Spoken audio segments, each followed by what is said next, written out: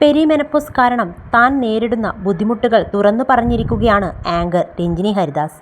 ശാരീരികമായും മാനസികമായും താൻ വലിയ ബുദ്ധിമുട്ട് നേരിടുന്നുണ്ടെന്ന് രഞ്ജിനി തൻ്റെ യൂട്യൂബ് ചാനലിലൂടെയാണ് തുറന്നു പറഞ്ഞത്. എൻ്റെ ജീവിതത്തിൽ ഏറ്റവും മാറ്റങ്ങൾ വന്ന ഘട്ടമാണിത്. 2-3 വർഷം മുമ്പ് ഒന്നും എൻ്റെ കൺട്രോളിലല്ലെന്ന് തോന്നിത്തുടങ്ങി. വ്യക്തതയില്ല, ഒന്നിലും തൃപ്തി തോന്നുന്നില്ല, എല്ലാം ബോറിംഗായി, ബോഡി പെയിൻ കൂടുകയും ചെയ്യുന്നു, ജോലിയിൽ ത്രില്ലില്ല. ഇതൊക്കെയാണിപ്പോൾ. വാട്ടർ ഫാസ്റ്റും മറ്റും ചെയ്തു. ഇതെനിക്ക് കുറച്ചു കാലത്തേക്ക് എനർജി തന്നു. ഇപ്പോഴും പഴയതുപോലെ ബുദ്ധിമുട്ടില്ല. കഴിഞ്ഞ കുറച്ചു നാളുകളായി തോളുകൾക്ക് അനക്കാൻ പറ്റാത്ത വേദന, ഉറങ്ങാൻ പറ്റുന്നില്ല, ഉണർന്നാൽ വേദന.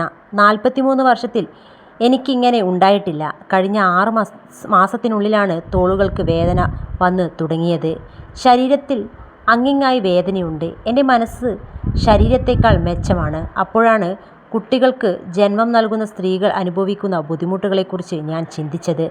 നിങ്ങളെ ആർക്കെങ്കിലും മനസ്സിലാകുന്നുണ്ടോ? 15 വർഷം മുമ്പ് എൻ്റെ അമ്മ ഭയങ്കര വേദനയാണെന്ന് പറയുമായിരുന്നു. ഞാൻ എൻ്റെ അമ്മയെ പുച്ഛിച്ചിട്ടുണ്ട്. ഇപ്പോൾ അമ്മയോട് ക്ഷമ പറയുന്നു. 43 വയസ്സിൽ അനുഭവിക്കുന്ന ശാരീരിക ബുദ്ധിമുട്ടുകൾ ഞാൻ ഇന്ന് അനുഭവിക്കുന്നു.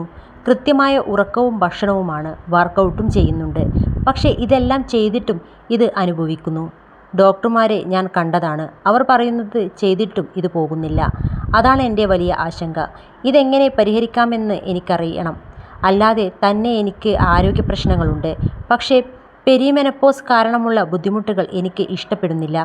ഹോർമോണൽ ഇൻബാലൻസ് ഉണ്ടാകുന്ന കാര്യങ്ങളിൽ നിന്നും പേടിച്ച് മാറി നിന്ന ആളാണ് ഞാൻ. കുട്ടികളില്ല, കല്യാണമില്ല, ഈ സമയത്ത് കാമുകനുമില്ല, ടെക്നിക്കലി സ്ട്രെസ് ഇല്ല, ബയോളജിക്കലി വെറുതെ സ്ട്രെസ് വരുന്ന ഘട്ടത്തിലാണ് ഞാനിപ്പോൾ. ഇതിലെനിക്ക് വളരെ ദേഷ്യവും വിഷമവും ഉണ്ട്. ഈ പെയിൻ എങ്ങനെയെങ്കിലും പോയി കിട്ടിയാൽ മതി. ഡോക്ടർമാരെ കാണാനും മരുന്ന് കഴിക്കാനും എല്ലാവരും പറയുമെന്നറിയാം. എനിക്ക് മരുന്ന് കഴിക്കേണ്ട.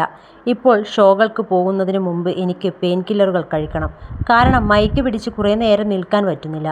അല്ലെങ്കിൽ കാലുവേദന കാരണം നടക്കാൻ പറ്റില്ലെന്നും രഞ്ജിനി ഹരിദാസ് പറയുന്നു.